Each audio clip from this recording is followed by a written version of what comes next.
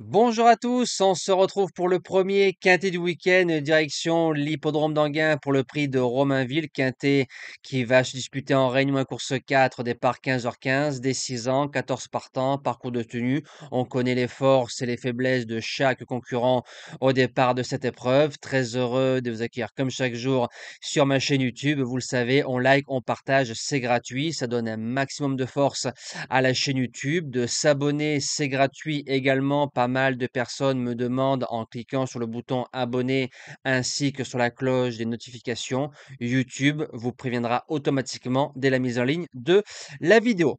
On va retrouver les résultats de la journée d'hier, donc mercredi 9 juillet. On a un nouveau tiercé écarté quintet désordre dans la sélection. Donc c'est le quatrième désordre en 8 jours. C'est la forme et ça fait plaisir. Le course par course a été meilleur que par rapport à la veille. La base gagnante qui passe, la dernière minute à 12 contre 1 passe aussi. Repéré numéro 1 et jeu bonus s'imposent dans leurs courses respectives qui étaient Jericho Vedake et Jagerman. Par contre, en course 7, dommage qu'avec le numéro 6, notre jeu simple, il se retrouve un peu trop loin. On aurait pu taper un couplet gagnant de dingue en 3 chevaux avec le gagnant à 35 contre 1 et notre jeu simple à 20 contre 1. On tape le couplet placé qui fait 36 contre 1 et le 2 sur 4 qui fait 67 euros pratiquement. Donc ça, c'est très bien. Allez, c'est parti pour la sélection du quintet de samedi. Ben, j'ai tenté un truc parce que c'est très ouvert et ça peut payer avec le numéro 11 JDO Street. Forme saisonnière, plaqué devant, déféré derrière, c'est 2 sur 2, premier et deuxième. Aptitude à la piste, il peut démarrer. Dernièrement, le 20 juin, faute diplomatique.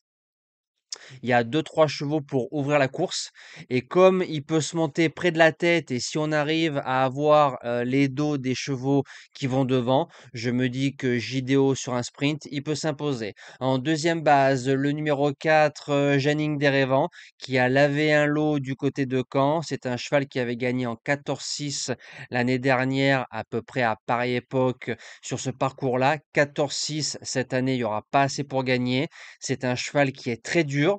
Donc, si on ne l'embête pas toute la route, tête et corde, malgré qu'il reste encore un peu une mine, il a largement sa place dans les trois. Pour les chances, le numéro 10, Jardiland, on l'a touché en objectif en début de saison à 10 contre 1 avec Alexa Brivard. Derrière, il a plutôt répété. On l'a touché en jeu simple récemment, troisième du côté du Mont-Saint-Michel. Dédicace à Noah Merel qu'il a drivé pour lui.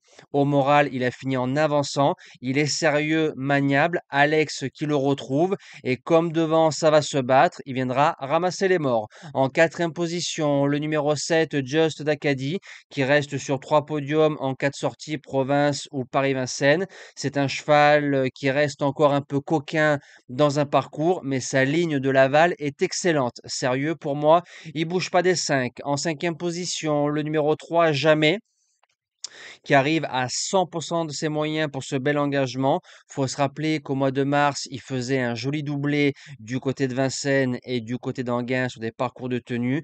Attentiste, mais Eric Raffin n'est jamais aussi fort quand on ne l'attend pas. En sixième position, le numéro 13, Jacob Ludois, peut-être un peu loin pour certains. Il reste sur 2 victoires en 3 sorties. Il fait les 2 cordes. Il peut aller devant. Donc attention de ne pas se battre avec le 4 parce que je pense que le 4 est meilleur au niveau de la dureté. Je parle bien au niveau de la dureté. Quand on marche 13 sur 3000 à Nantes, Jacob Ludois dans ce lot, il peut largement jouer les places. En septième position, le numéro 1, Girenzo. J'aurais cru que le déferrage des 4 le transforme. Ben, ça l'a pas trop transformé. Maintenant, il est sérieux, trotteur. Faut faire le petit parcours. Franck Nivard à la drive. Pour être 4-5, pourquoi pas. Et je termine avec le numéro 14, Jack Desmalboro, qui avait gagné de bout en bout du côté de Lisieux à droite. Et faut se rappeler d'une drôle de valeur à Vincennes au mois de décembre. Pas très heureux, hors distance.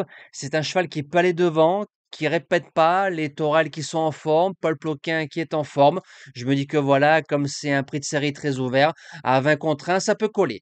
J'ai plus qu'à vous souhaiter un bon week-end. On se dit à demain pour le quintet dominical. On retrouvera les galopeurs du côté de Paris-Longchamp. Merci à tous et à demain.